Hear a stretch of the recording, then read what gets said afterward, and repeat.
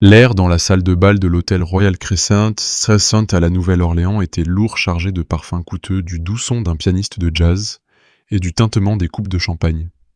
Les lustres projetaient une lumière dorée sur des smokings sur mesure et des montres scintillantes qui brillaient en plus que les yeux de leurs propriétaires.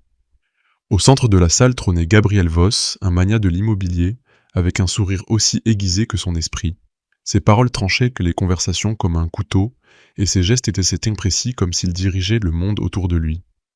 À ses côtés se tenait Hans Müller, un homme d'affaires allemand silencieux et observateur, ses mains reposant calmement sur la nappe blanche. Ses yeux profonds et pensifs semblaient étudier la scène comme s'il savait qu'un événement inattendu allait se produire. Les invités, un mélange d'entrepreneurs, de politiciens et de curieux, bourdonnaient, comme un essaim d'abeilles, leur voix formant un chœur d'orgueil et d'autosatisfaction. Soudain, les lourdes portes à double battant de la salle s'ouvrirent. Une jeune femme entra portant un panier rempli de tulipes aux meutes rouges. Elle s'appelait Lena. Sa robe de coton simple et ses chaussures usées semblaient étrangères dans ce monde de luxe, mais ses yeux dégageaient une dignité calme que personne ne pouvait ignorer, même s'ils essayaient. Ses pas étaient hésitants mais déterminés, alors qu'elle traversait la foule tenant son panier comme un bouclier devant elle. « Excusez-moi, dit-elle doucement, sa voix presque noyée par le bruit des verres et les rires des invités. Quelqu'un souhaite-t-il pour acheter une tulipe ?» Ces mots étaient à peine audibles, mais ils résonnèrent dans le silence soudain que sa présence avait créé. Un serveur vêtu d'un noir impeccable se précipita pour l'arrêter. « Mademoiselle, vous n'avez pas le droit, » commença-t-il, mais Hans leva la main, son geste doux, mais ferme. « Laissez-la, dit-il avec une note de curiosité, sa voix grave teintée d'un léger accent allemand. Le serveur hésita, puis hocha la tête et recula. Lena, sentant les regards des invités, s'approcha prudemment chaque pas, une intrusion dans un monde qui n'était pas le sien. Elle s'arrêta devant Gabriel, qui la toisa de haut en bas, un sourire moqueur sur le visage. « Des tulipes » répéta-t-il fort, sa voix traversant la salle comme un éclair. « Dans un cadre pareil. Quelle originalité !» Quelques invités rirent avec lui, leur voix résonnant comme un chœur d'arrogance, ricochant sur les miroirs et le marbre poli. Lena serra son panier contre sa poitrine, ses doigts s'agrippant les anses si fort que ses jointures blanchirent. « Ce ne sont que des fleurs, monsieur, dit-elle d'une voix tremblante mais ferme. Je pensais qu'elles pourraient embellir la table. » Gabriel claqua la langue, ses yeux pétillants d'amusement. « Des fleurs, dit-il théâtralement comme s'il jouait une pièce pour la foule. Et combien coûte le plaisir d'apporter de la joie à une table pleine de puissants ?» Ces mots dégoulinaient de sarcasme, et les invités ricanèrent. Certains sortirent de leur téléphone pour capturer l'instant. Lena déglutit de son regard fixé sur Gabriel. « 5 $ pièce, répondit-elle, sa voix tremblante, mais résolue comme un arbre dans la tempête. Gabriel rit plus fort, son rire coupant à travers la salle, comme un vent glacial. 5 $. À ce prix, elle devrait savoir danser, non. Les invités rirent à nouveau, certains applaudirent, d'autres échangèrent des regards amusés. Hans, cependant, resta silencieux, ses yeux posés sur Lena, une expression de respect et de tristesse dans son regard, comme s'il voyait quelque chose que les autres ne percevaient pas. Lena prit une profonde inspiration immobile, sans s'excuser. Sa ténacité imposa un instant de silence dans la salle, comme si elle avait arrêté le temps. « Eh bien, dit Gabriel en se penchant vers elle, son sourire plus acéré, plus dangereux. Elle a du caractère. Ça me plaît. » Hans voulut intervenir, sa voix douce mais ferme. « Gabriel, ce n'est pas nécessaire, dit-il. » Mais Gabriel leva la main, son geste aussi tranchant que ses mots. « Non, Hans, laisse-moi. Je veux m'amuser un peu. » Lena baissa les yeux, comme si elle pesait le poids de l'instant. L'air devint lourd, la tension palpable, comme si la salle entière retenait son souffle. « Tu sais quoi ?» poursuivit Gabriel, jouant avec un verre la lumière des lustres, se reflétant dans le cristal. « Si tu me vends ces tulipes d'une manière qui m'impressionne, je te donnerai, disons, quelque chose de grand. » Les invités retinrent leur souffle, attendant le coup final, leurs yeux brillants de curiosité. Gabriel sourit avec suffisance, sa voix plus forte, pour s'assurer que tout le monde l'entende. « Oui, exactement. Si tu me vends ces tulipes, mais pas en anglais. » Un murmure traversa la salle, un bruissement léger comme des vagues sur le rivage. Lena le regarda perplexe. « Pardon. » Sa voix était basse mais claire comme un chuchotement perçant le bruit. Gabriel se renversa en arrière, savourant l'instant, ses yeux brillants de triomphe. « Je veux que tu me les vendes en allemand. » Ces mots résonnèrent dans la salle, chaque syllabe un poignard pointé sur Lena. « Si tu y arrives, je te donnerai 100 000 $. » Pendant une seconde, le silence fut total comme si la musique s'était arrêtée. Puis un éclat de rire éclata, un applaudissement cruel résonnant contre les murs. Certains invités applaudirent, d'autres chuchotèrent sur leur regard fixé sur Léna, comme si elle était une bête en cage. Léna resta silencieuse, ses yeux se posant sur les tulipes dans son panier, comme si elle cherchait de la force dans leurs pétales rouges. Ses mains tremblaient très légèrement, mais elle tenait fermement le panier, comme s'il était la seule chose qui l'ancrait à cet instant. Puis elle releva la tête. Ses yeux, auparavant timides, étaient maintenant fermes et profonds, presque provocateurs.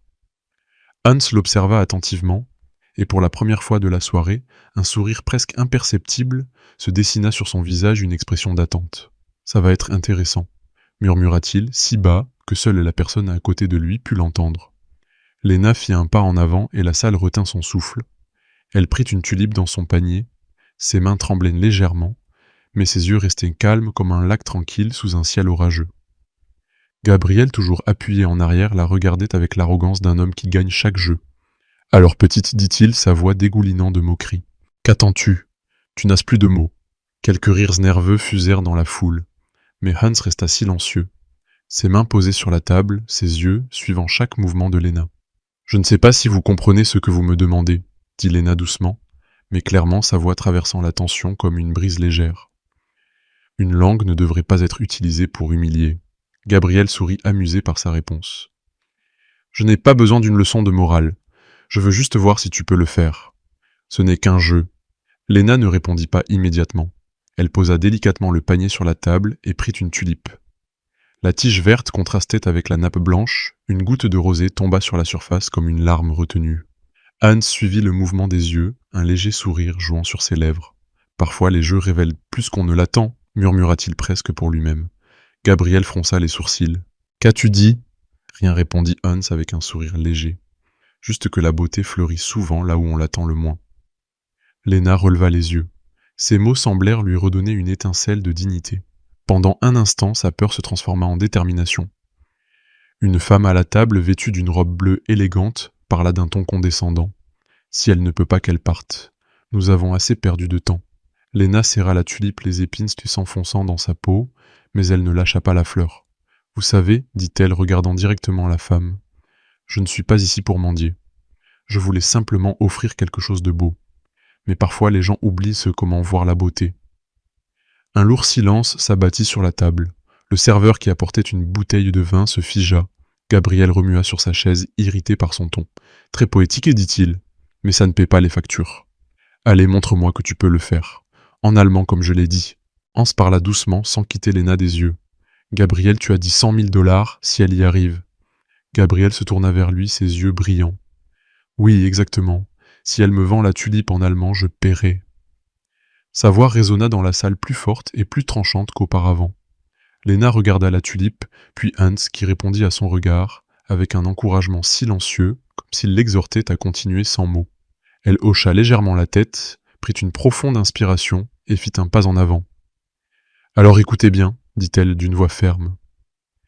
Les conversations s'arrêtèrent, un lair devint épais électrique. Léna leva la tulipe devant sa poitrine et ouvrit les lèvres, mais avant qu'elle ne prononce le premier mot, un verre tomba et se brisa au sol. Tous se tournèrent vers le bruit, mais Léna ne bougea pas. Ses yeux restèrent fixés sur Gabriel comme si elle attendait le moment parfait. Hans posa les mains sur la table, un léger sourire sur les lèvres. « Maintenant ça devient sérieux, » murmura-t-il. « La vraie valeur n'a pas besoin de permission. » Et puis Léna commença à parler. Les premiers mots sortirent de sa bouche comme une vieille chanson douce, mais déterminée, remplissant l'air d'une mélodie étrange mais magnifique. « Guten Abend, meine Herren » commença-t-elle, en allemand sa voix calme mais puissante. « Diese Tulpe ist mehr als nur eine Blume. Sie trägt die Geschichte von Erde, Sonne und Händen, die sie gepflegt haben. » Hans releva la tête stupéfait, ses yeux s'écarquillèrent. Les mots allemands traversaient la salle comme une brise chaude dans la froide splendeur du lieu.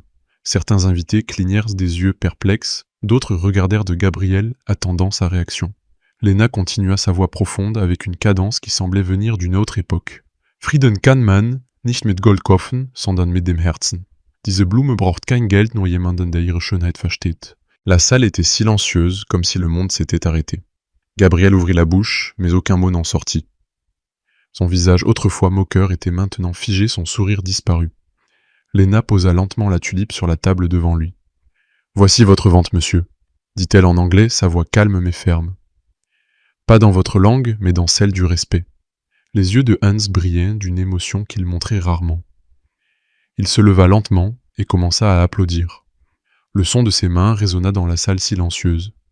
Un par un, les invités se joignirent à lui, bien que beaucoup ne comprissent pas ce qui s'était passé. Ils sentaient simplement que quelque chose de significatif venait de se produire. Gabriel resta assis, immobile, la honte marquant son visage comme une ombre. Hans s'approcha de Léna et parla en allemand. « Où as-tu appris à parler si purement » demanda-t-il, avec un profond respect. Elle sourit légèrement. « De quelqu'un qui m'a appris plus que des mots » répondit-elle en allemand, ce qui le surprit encore plus. Gabriel la regarda incapable de comprendre, mais sachant que quelque chose en lui s'était brisé. « Ce n'est pas possible, » murmura-t-il. « Comment peux-tu parler ainsi ?» Léna le regarda directement sans colère, seulement avec un calme qui faisait mal. « Vous m'avez demandé de vous vendre une tulipe en allemand. Je l'ai fait, mais l'argent n'était pas ce que je cherchais. » Hans s'assit à nouveau, un sourire de fierté et de chaleur sur les lèvres. « Incroyable, dit-il à voix haute. Ton accent est parfait comme celui de ma mère. » Son commentaire résonna autour de la table. Tous l'entendirent, mais personne n'osa briser l'instant. Gabriel prit son verre, le posa sans boire.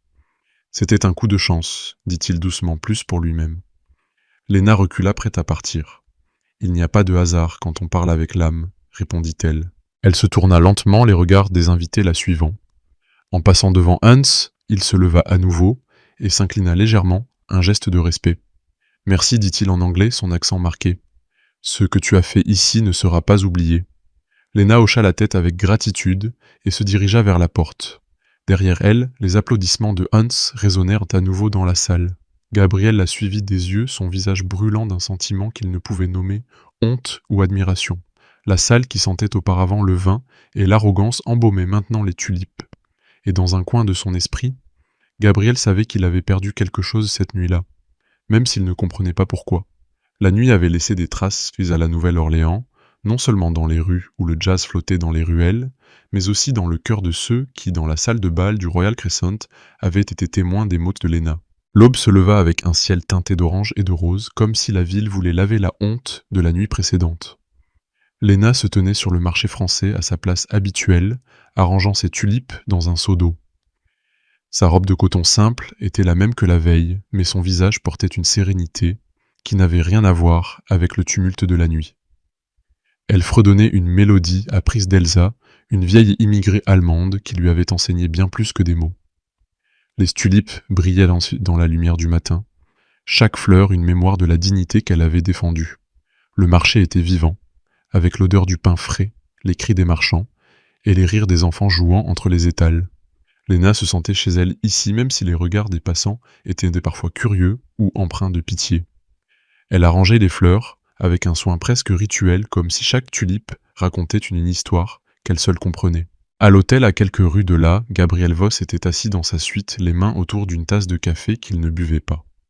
La scène de la nuit précédente jouait en boucle dans son esprit, la voix calme de Léna, ces mots en allemand qui avaient résonné comme une chanson dans la salle, et les applaudissements qui l'avaient frappé comme un jugement. Il était habitué à dominer, mais cette jeune femme avec son panier de fleurs l'avait mise à nu sans élever la voix. Il se leva, s'approcha de la fenêtre et regarda la ville qui vibrait sous lui. Les rues de la Nouvelle-Orléans étaient une danse de couleurs et de sons, mais en lui tout était silencieux, presque vide. Quelque chose en lui était différent, une fissure dans la façade qu'il avait si soigneusement construite. Il ne savait pas pourquoi, mais il devait la retrouver, comprendre ce qui l'avait si profondément touché. Il enfila une veste en lin simple, laissant son costume habituel dans l'armoire, et se dirigea vers le marché, ses pas incertains comme s'il empruntait pour la première fois un chemin qu'il n'avait pas tracé lui-même. Sur le marché français, Léna était absorbée par son travail lorsqu'une ombre tomba sur son étal. Elle leva les yeux et reconnut Gabriel cette fois sans son costume sur mesure, mais dans une veste, les mains dans les poches. « Bonjour », dit-il doucement, presque hésitant, sa voix inhabituellement douce. Léna s'arrêta, ses mains reposant sur une tulipe qu'elle arrangeait. Vous dit-elle sans surprise mais sans chaleur. Que voulez-vous ici ? Gabriel tenta un sourire, mais il semblait maladroit, presque vulnérable. « Je voulais m'excuser, dit-il. Ce que j'ai fait hier était mal. » Léna le regarda, ses yeux cherchant de la sincérité sur son visage. « Les excuses sont des mots, dit-elle calmement, sa voix claire comme une cloche. Et les mots pèsent peu quand ils viennent après un pari. » Gabriel hocha la tête comme s'il s'attendait à cette réponse. « Je sais, mais je veux faire les choses correctement. Pas pour mon image, mais parce que tu avais raison. » Ces mots semblaient insincères, mais Léna resta prudente, ses mains continuant d'arranger les tulipes, comme si elle cherchait un ancrage dans la routine. Avant que Léna ne puisse répondre, un homme plus âgé s'approcha de son étal. C'était Hans Müller, vêtu d'un manteau élégant, ses yeux chaleureux mais marqués par une profonde mélancolie. « Mademoiselle Léna, dit-il, avec un léger sourire, sa voix douce mais ferme. « J'espère que je ne vous dérange pas. » Léna secoua la tête surprise par sa présence. « Monsieur Müller, je ne m'attendais pas à vous voir ici. » Hans regarda les tulipes, puis elle ses yeux brillants d'émotion. « Après hier soir, je devais venir. Vos mots, ils m'ont rappelé quelqu'un qui m'était très cher. » Sa voix trembla, et Léna sentit que ces mots portaient plus que de la simple politesse. « Qui demanda-t-elle doucement, ses mains reposant sur le panier. Hans prit une profonde inspiration, comme s'il se préparait. « Ma mère Elsa. Elle parlait comme vous avec la même clarté, la même âme, sa voix s'étrangla, et Léna sentit que ces mots portaient le poids d'un chagrin ancien. Léna se figea, ses yeux s'écarquillèrent. « Elsa, murmura-t-elle, sa voix à peine audible. Elsa Schmidt. » Hans hocha la tête, ses yeux humides. « Oui, elle a quitté l'Allemagne après la guerre et est venue ici à la Nouvelle-Orléans. Nous avons perdu contact quand j'étais encore jeune. Mais vos mots hier, c'était comme l'entendre à nouveau. » Léna posa la tulipe, ses mains tremblaient légèrement, non pas de peur, mais d'émotion. « Elsa était mon amie, dit-elle doucement. Je me suis occupé d'elle quand elle était malade. Elle m'a appris l'allemand, ses chansons, ses histoires. Elle disait qu'apprendre une langue, c'est comme ouvrir une porte vers l'âme de quelqu'un d'autre. » Hans sourit, mais ses yeux étaient emmouillés. « Alors vous êtes plus qu'une vendeuse de fleurs. Vous êtes un cadeau qui garde sa voix vivante. » Ces mots étaient rincés comme un vent chaud traversant le cœur de Léna, et elle sentit que le souvenir d'Elsa la renforçait. Gabriel, qui avait écouté en silence, sentit une boule dans la gorge. Il avait pris Léna pour une simple vendeuse, mais il la voyait maintenant sous un nouveau jour. « Comment as-tu appris cela » demanda-t-il, incapable de cacher sa curiosité. Léna se tourna vers lui, ses yeux calmes, mais déterminés. « Elsa n'avait pas de famille ici, seulement moi. Elle disait qu'apprendre une langue, c'est comme ouvrir une porte vers un autre cœur. J'ai ouvert sa porte, et elle m'a donné son monde. » Gabriel resta silencieux, son arrogance habituelle envolée.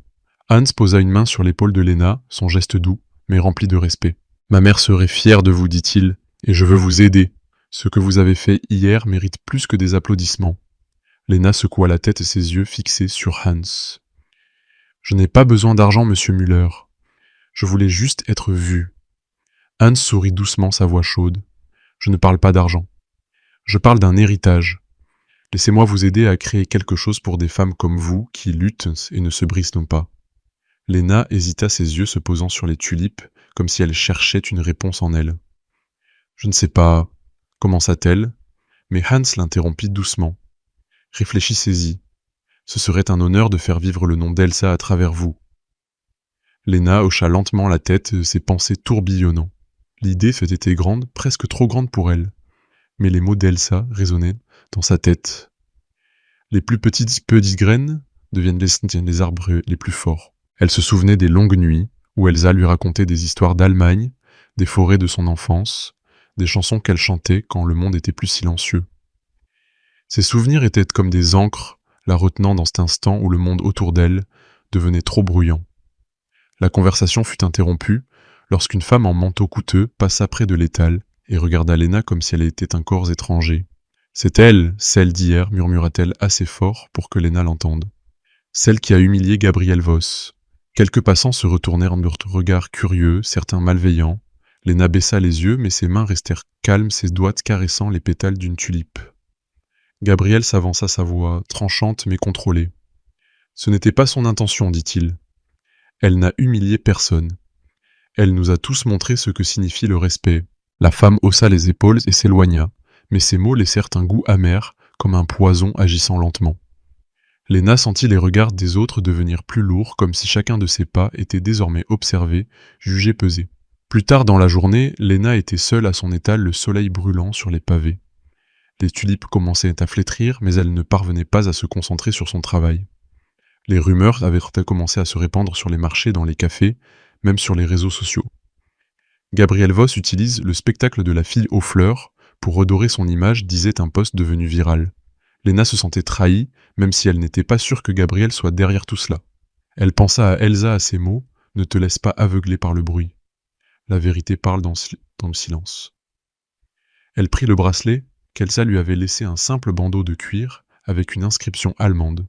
La dignité avant tout. Cela lui donna de la force, mais les doutes la rongeaient comme un vent léger, qui agite les feuilles d'une plante, sans la briser. Ce soir-là, Gabriel revint une chemise sous le bras. Léna, commença-t-il, sa voix incertaine mais sincère. J'ai entendu ce que les gens disent. Ce n'est pas vrai. Je veux faire quelque chose de bien, pas pour mon image, mais parce que tu avais raison. Le respect te vaut plus que l'argent. Léna le regarda, ses yeux, cherchant la sincérité. Pourquoi devrais-je te croire ? Demanda-t-elle, sa voix calme mais exigeante. Gabriel ouvrit la chemise et lui montra un plan. C'est pour un projet, une boutique où des femmes comme toi pourraient travailler, arranger des fleurs, créer quelque chose. Je l'appelle le jardin d'Elsa, en l'honneur de ton ami. Léna feuilleta les pages surprises par le soin apporté au plan. Il y avait des croquis d'une petite boutique, des budgets, même des idées pour des ateliers où les femmes pourraient apprendre à créer des arrangements floraux. « Pourquoi fais-tu ça ?» demanda-t-elle, sa voix plus douce, mais toujours prudente. Gabriel sourit faiblement, ses yeux montrant une vulnérabilité qui surprit Léna. « Parce que pour la première fois de ma vie, j'ai l'impression de faire quelque chose qui compte. » Hans, qui avait observé en silence, s'approcha, sa posture calme, mais déterminée. « Je soutiendrai cela, dit-il, mais seulement si Léna est d'accord. C'est son héritage, pas le nôtre. » Léna se sentit dépassée, mais le souvenir d'Elsa lui donna du courage. « Je vais y réfléchir, dit-elle finalement. Mais seulement si cela se fait dans le respect, pas dans la pitié. » Gabriel hocha la tête, ses yeux montrant une sincérité qui surprit Léna. « Le respect, dit-il. Je le promets. » Hans posa une main sur son épaule. « Ma mère disait toujours que les meilleures choses naissent en des petits gestes. Vous avez fait un grand geste, Léna.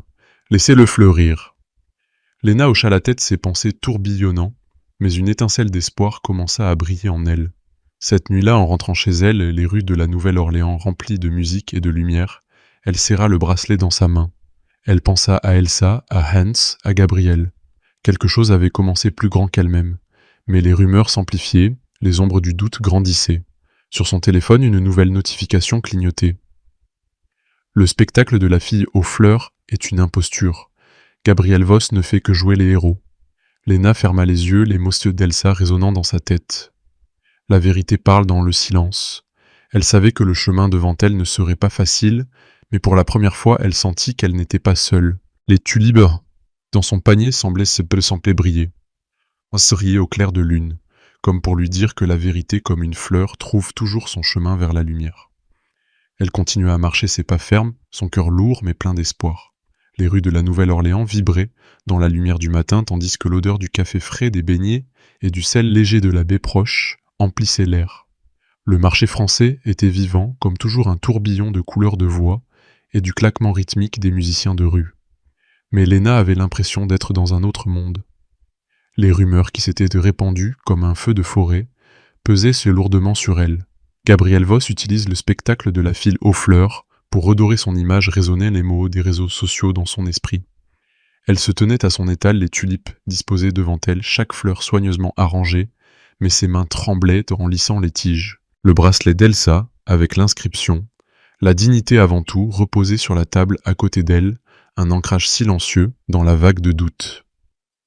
La veille au soir, Léna avait fouillé une vieille boîte qu'Elsa lui avait laissée. Elle y trouva une lettre jaunie et écrite de l'écriture soignée d'Elsa. « Chère Léna, commençait-elle, si tu lis ceci, je suis partie, mais mes mots restent avec toi. J'ai perdu ma famille, mais en toi j'ai trouvé une fille. Porte ma langue non pas pour prouver, mais pour connecter. Le monde a besoin de gens qui parlent avec le cœur. » La lettre se terminait par une phrase qui ne quittait pas Léna. « La paix pousse là où le respect est semé. » Ces mots lui donnèrent de la force, mais les rumeurs la rongeaient, comme un vent froid soufflant dans les ruelles. Gabriel était-il sincère? Ou tout cela n'était-il qu'un jeu comme les gens le murmuraient? Elle tenait la lettre, sentant le papier rugueux sous ses doigts, se souvenant de la voix d'Elsa, lui disant que la vérité trouve toujours son chemin, si l'on est assez silencieux pour l'entendre. Au Royal Crescent Hotel, Gabriel se préparait pour une conférence de presse qu'il avait organisée à la hâte.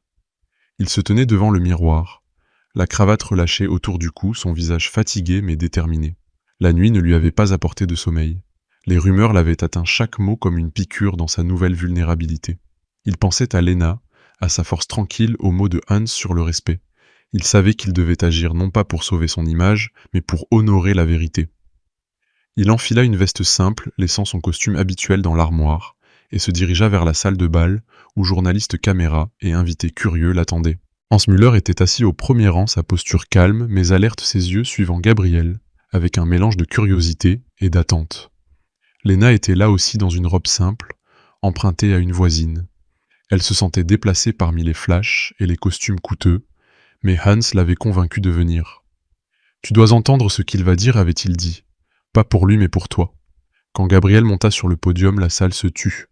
Les caméras flashaient, mais ses yeux cherchèrent Lena dans la foule. « Il y a 2 nuits, j'ai fait une erreur », commença-t-il, sa voix ferme mais sincère. « J'ai humilié une femme parce que je pensais que l'argent me donnait ce droit. » Les journalistes se penchèrent en avant, stylo, près les caméras ronronnant. « Elle s'appelle Lena », poursuivit-il, son regard fixé sur elle. « Une vendeuse de fleurs qui m'a montré avec dignité et sans colère ce que signifie le respect. » La salle était silencieuse, seul le clic des caméras brisait le calme. Les rumeurs disent bien que j'utilise son projet pour redorer mon image. Je ne nierai pas que j'étais autrefois un homme qui ne pensait qu'à lui. Mais Lena m'a changé sans rien me demander. Lena leva les yeux surprise par sa franchise, ses mains serrant la tulipe qu'elle avait apportée. Hans hocha légèrement la tête, un sourire jouant sur ses lèvres, comme s'il sentait que quelque chose de grand allait arriver. « J'ai décidé de donner 100 000 $, dit Gabriel, sa voix plus forte, plus claire. La somme que j'ai promise cette nuit-là pour un projet qui soutient des femmes comme Lena. Mais seulement si elle le dirige. » La foule murmura, les caméras zoomèrent sur Lena, qui resta immobile, ses yeux écarquillés de surprise. « Moi, murmura-t-elle à peine audible. Gabriel hocha la tête, ses yeux fixés sur elle. « Tu sais ce que c'est que de lutter avec dignité. Je ne connais personne de mieux placé. » Hans posa une main sur son épaule, son geste doux mais ferme. « Accepte, dit-il doucement. Pas pour lui, mais pour les femmes qui ont besoin de ta force. » Lena prit une profonde inspiration, ses pensées s'emballant. Elle pensa à la lettre d'Elsa, aux mots sur le respect et la paix aux nuits où elle parlait avec Elsa, de la vie des petites choses qui peuvent changer le monde. D'accord, dit-elle enfin, sa voix claire mais calme. Mais pas par pitié, par respect. La salle éclata en applaudissements, cette fois non moqueurs, mais reconnaissants, un son qui roulait comme une vague à travers la pièce. Gabriel baissa les yeux, submergé par une émotion qu'il ne pouvait nommer. Après la conférence de presse, Hans s'approcha de Lena, un petit paquet dans la main. « Cela appartenait à ma mère, » dit-il, lui tendant un pendentif en argent avec une inscription « La paix dans le cœur ». Lena le prit délicatement, ses mains tremblant légèrement. « Je ne sais pas si je le mérite, » dit-elle, sa voix douce. Hans sourit, ses yeux chaleureux. « Tu le mérites parce que tu fais vivre sa voix. » Il lui raconta comment Elsa avait quitté l'Allemagne après la guerre pour commencer une nouvelle vie à la Nouvelle-Orléans, comment elle avait laissé sa famille derrière elle pour trouver la paix. « C'était ma mère, mais je l'ai perdue quand j'étais jeune. T'entendre, c'était comme la retrouver. » Lena sentit des larmes dans ses yeux, mais elle les retint ses doigts, serrant le pendentif. « Elle m'a appris que les mots peuvent guérir, dit-elle. » Hans hocha la tête, sa voix douce. « Et tu l'as prouvé. » Dans les semaines qui suivirent, un vieux hangar dans le quartier de Trémé se transforma en une boutique florissante, le jardin d'Elsa. L'odeur des tulipes, des roses et des lys emplissait l'air, tandis que des femmes de tous âges travaillaient ensemble, riaient et apprenaient à créer des arrangements floraux. Lena circulait parmi elles, une planche à écrire à la main, aidant avec une patience apprise d'Elsa. « Il ne s'agit pas seulement de vendre, disait-elle, sa voix calme mais déterminée. Chaque fleur porte une histoire tout comme nous. » Au-dessus de l'entrée était accroché un panneau « Le jardin d'Elsa », là où le respect fleurit. Hans l'avait offert en l'honneur de sa mère et avait créé un fonds pour soutenir la boutique. Gabriel venait régulièrement apportant du café, des documents ou du matériel, mais il restait en retrait, ses gestes plus discrets. Son arrogance disparut. Les femmes le regardaient d'abord avec méfiance, mais avec le temps, elles l'acceptèrent, voyant le changement dans ses yeux, qui ne cherchaient plus le triomphe, mais un sens.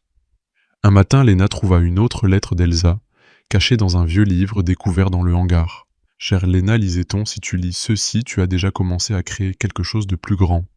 N'oublie jamais le respect et la racine d'où pousse l'espoir. » La lettre était comme un cadeau donnant à Léna le courage de continuer. Elle la montra à Hans, qui la lut avec des mains tremblantes. « Elle savait que tu viendrais, » dit-il sa voix pleine d'émotion. « Elle t'a choisi. » Léna sourit, ses yeux brillants. « Je l'ai seulement aimée, dit-elle. C'était assez. » Hans hocha la tête, sa main reposant sur la lettre. « L'amour et c'est la graine, d'où tout pousse, dit-il. » Et Léna sentit que ces mots venaient non seulement d'Elsa, mais aussi de Hans, qui avait trouvé en elle un lien avec sa famille perdue. Mais les rumeurs ne s'arrêtaient pas. Un blog local publia un article, « Le jardin d'Elsa ». Un coup de pub de Gabriel Voss, Léna sentit les doutes revenir, mais cette fois, elle n'était pas seule. Gabriel organisa une autre conférence de presse, cette fois dans la boutique, même au milieu des fleurs et des femmes qui les arrangeaient. Les femmes du jardin d'Elsa se tenaient derrière lui, leurs mains pleines de tulipes et de roses, leurs visages pleins de fierté. « J'étais un homme qui pensait que l'argent pouvait tout acheter, » dit-il devant les caméras, sa voix calme mais puissante. Mais Léna m'a montré que le respect vaut plus. Ce projet n'est pas une ruse. Il est réel, parce qu'il vient d'elle. Il regarda Léna qui se tenait avec une tulipe à la main, ses yeux calmes, mais forts. Si quelqu'un mérite des éloges, ce sont ces femmes qui plantent l'espoir chaque jour. Les applaudissements furent assourdissants, les caméras flashaient, mais Léna resta calme, ses yeux fixés sur la tulipe, comme si elle entendait la voix d'Elsa. Après la conférence, Léna s'approcha de Gabriel. « Tu aurais pu te taire, dit-elle, sa voix douce mais ferme. Personne ne t'a forcé à me défendre. » Gabriel sourit épuisé, ses yeux fatigués mais sincères. « Ce n'était pas pour toi. C'était pour la vérité. » Léna le regarda pour la première fois avec chaleur. « Alors continuons à construire, dit-elle. Mais par respect. » Gabriel hocha la tête, sa voix basse. « Par respect, répéta-t-il. Hans les observa de côté, un sourire sur les lèvres. « Ma mère aurait aimé cela, dit-il. Elle disait toujours que le respect, c'est le pont qui relie les gens.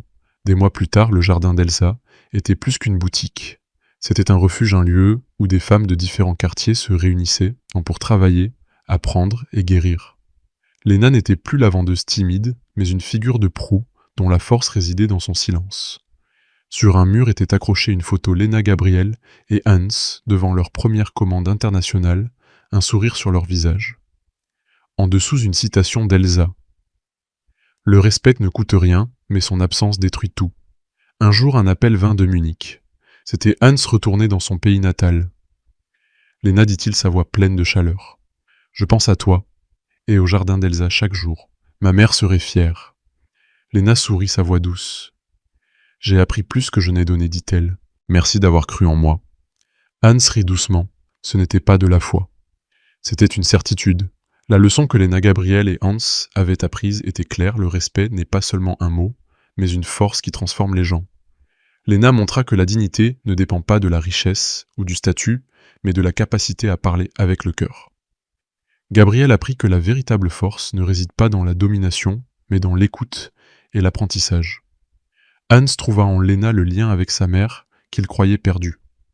Le jardin d'Elsa devint un symbole que le respect et la compassion peuvent combler les fossés les plus profonds. Chaque fleur quittant la boutique portait un message. Le monde change quand nous apprenons à nous voir, vraiment nous voir. Les femmes continuèrent à travailler leurs mains, façonnant non seulement des fleurs, mais aussi de l'espoir. Léna savait qu'elle ne préservait pas seulement l'héritage d'Elsa, mais écrivait une nouvelle histoire. Une histoire de respect, d'amour et de la force qui naît lorsque les gens s'écoutent, s'étendent les uns les autres.